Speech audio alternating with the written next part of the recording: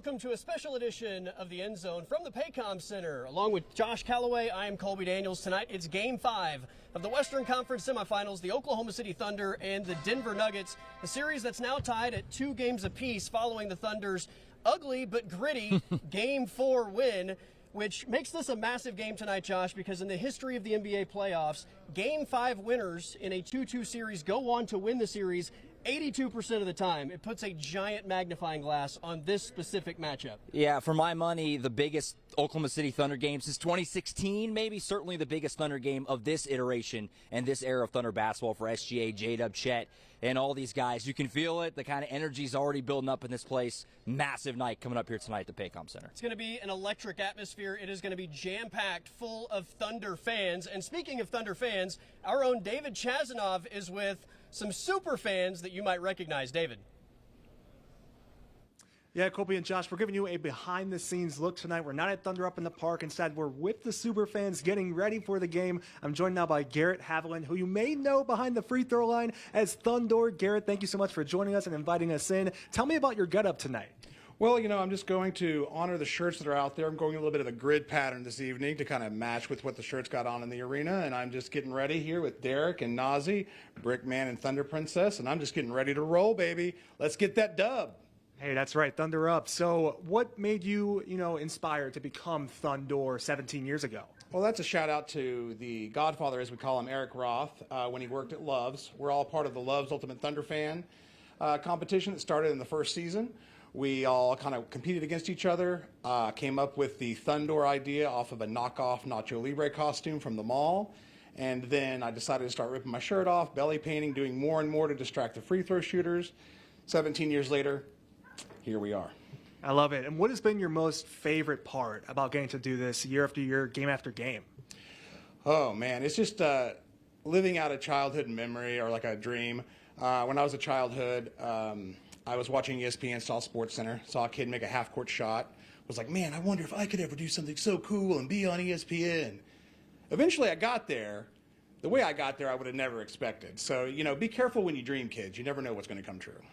Hey, absolutely. Thank you so much for your time. You mind if we do the Thundor dance as we send it out? Reporting live in Oklahoma, or Yukon rather, David Chazanov, Fox 25 News.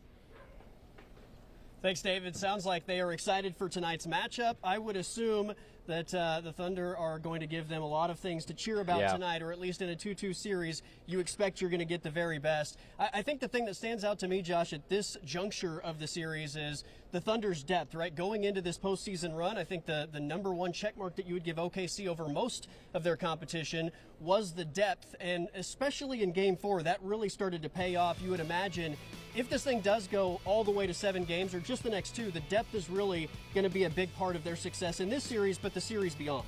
No doubt. That was a huge advantage the Thunder had on paper, was they've got, 7, 8, 9, 10 guys. They feel confident can give them a lift offensively.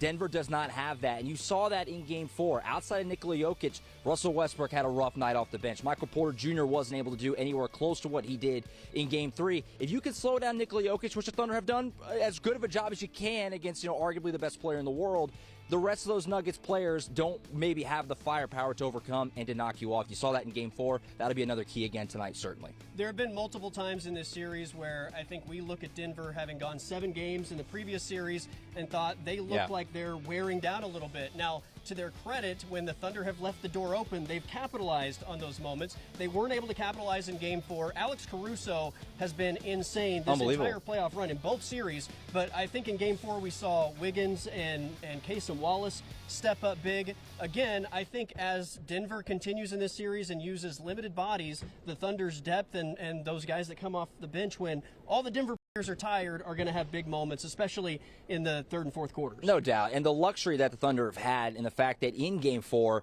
Lou Dort hit 2 threes. That was it as far as made three-pointers among the starting 5. But the Thunder were okay with it. They overcame that because of the guys you just mentioned. Alex Caruso has been so great off the bench. Kasem Wallace, Aaron Wiggins gave him some huge minutes as well. The Thunder have the luxury of, 8, 9 guys that if their starting 5 isn't rolling offensively, you got some other guys that can bail them out. Denver, not as much. And that was a huge key to the Thunder finding a way in Game 4. And some of those guys are young guys that haven't been through this yet. Mark Daigneault yesterday in the media availability talked about just what a learning experience this series alone has been. think we're a better team than we were at the beginning of the series. You know, not even just for this series, but just in general. I think we are continuing to learn and we're continuing to grow through all these experiences we're getting. It's only been a week since the series started, but these games are rich with lessons and rich with experiences. And every time, you know, you take a punch and you stand back up, you build more confidence, you build more mental toughness, you build more mettle. And every time you fall short, you can access more wisdom if you look at it like that. And this team's done an unbelievable job of doing both. And we're better now because of it. So we want to win Game 5, and we're all in on and focused on Game 5. But big picture, you know, these have been great experiences for us.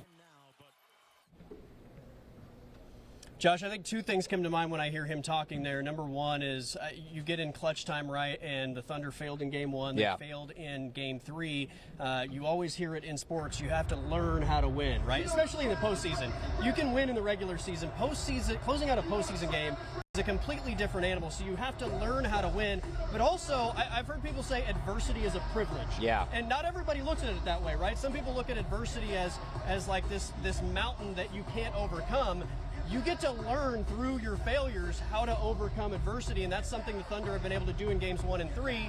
They turned that into a success in Game 4, but he said they're better now than they were at the start of the series. We'll see if that pays off in Games 5, 6, and potentially 7. Yeah, there's one advantage that Denver has over OKC that there's nothing the Thunder can do about, and it's experience, right? This group, this core for the Nuggets won a title 2 years ago. They've been in these big playoff series. They just had one earlier in this postseason when they went 7 with the Clippers. This Thunder team, I mean, obviously it's their second postseason run. Chet Holmgren's literally in his second season. Jalen Williams' his third season. Like, this is the first time through for all of these guys. They're going to be better for it as they go along. I agree with Coach Dagnall in that regard. And you saw them in Game 4. It was better than Game 3. Was it perfect? No, it was not perfect offensively, but it was better. They made their free throws. They made the smart plays. You can see it in real time, getting better as you go along. And if you're OKC, you have to hope that it gets better enough that you can get over that hump and find a way to win this series. These teams have traded wins to this point. It was Denver in Game 1, OKC Game 2, Denver Game 3, OKC Game 4. I don't know that there's been any game-to-game momentum in this series, but Aaron Wiggins talked about the momentum within games, and especially at the Paycom Center where the crowd can have a big impact on the momentum of a game. There's just ultimate just energy and confidence that just flows within, I think, just naturally within the team, and even outside of the team. I think fans can kind of feel momentum, obviously, in spurts of moments on runs and games. I mean, the fan base has, you know, all the kind of power in the world in terms of making an opposing team feel a certain way, and then obviously making a home team feel a certain way. And that's why, you know, home court advantage is home court advantage. So the fans make a big difference. And I would expect that if the Thunder get rolling tonight, this crowd is just going to be on the edge of their seat waiting to erupt. And the great thing about this place, I think, when you do get one of those runs, it definitely feels magnified the way the crowd reacts, and you hit a big three and the roar.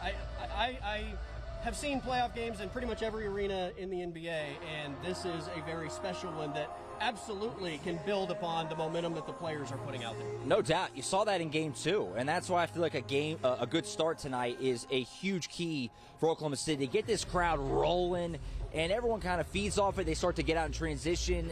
You know, this place is going to be rocking. You know it will be. It always is. But in these types of moments, they can feel it. It felt like last year in this same spot, Dallas did a good job kind of keeping the crowd away from those big avalanche, you know, kind of runs throughout the game.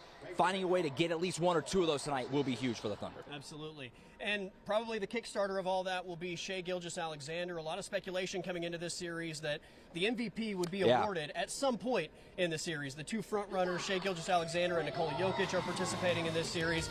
I think we all kind of know who's going to claim the award. I don't know if it's going to be given away tonight. There's been rumors about that. It may be given away later in the series. Regardless, I think Shai's had moments in this series where he struggled. He's also had some brilliant moments. It's been back and forth, but he, like everyone else, we forget, is still finding his way in the postseason. No doubt. It's been strange because both of the two MVPs have kind of been a little off throughout the course of the series. Obviously, Jokic had a huge Game 1, has been very inefficient by his standards the last few. SGA, like you said, some nice stretches.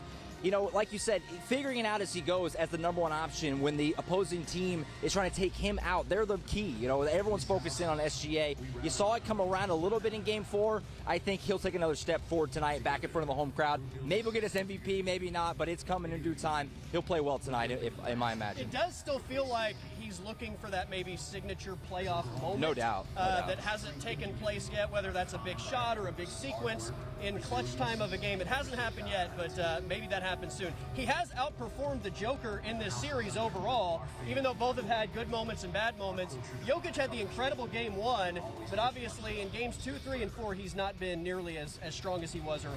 No doubt. The Thunder are doing a good job bothering Nikola Jokic and making him uncomfortable, which is really hard to do. Like I said, this has been as inefficient as we have seen Nikola Jokic all season the last 3 games. Massive key to keep that up here tonight if the Thunder are going to win this thing and take a 3-2 lead.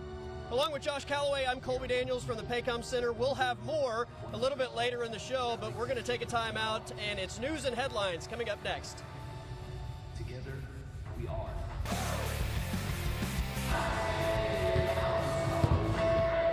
Welcome back to a special edition of the End Zone along with Josh Calloway. I'm Colby Daniels. They are turning up the music, turning up the energy. It's getting revved up here at the Paycom Center as we get ready for Game 5 of the Western Conference semifinals tonight. Before we start breaking down this game more and give some final thoughts, let's check in one more time with our own David Chazanoff with Thunder superfans who will also be crazy tonight as we get ready for this pivotal Game 5 of the best-of-7 series. Oh, absolutely, Colby and Josh. I feel super underdressed being in this house right now next to so many Thunder super fans. Of course, now we're joined by Derek the Brick, who he's known as. Derek, I loved your getup. Can you tell me a little bit about it? Well, it really came out as a product of environment. Played in Bricktown, bad shot in basketball is brick. So we felt like part of the free throw defense that can happen. Welcome to Bricktown for those opposing team, and I think it's made a difference over the years. Now, what I think is so cool is that you don't even live in Oklahoma anymore. You now live in Illinois, and you're going to the games, you know, traveling by car. Yeah. I put 2,100 miles on since I left home a week ago to go here. 2 games here, went to Denver the 2 games, and back down here. And, yeah, it's been a good time. I don't know if it's a bad addiction or a lot of fun, but it's a lot of energy at the arena, and it makes the trips very worthwhile. Friends of ours, Nazi, Garrett, and all the others that are in the arena.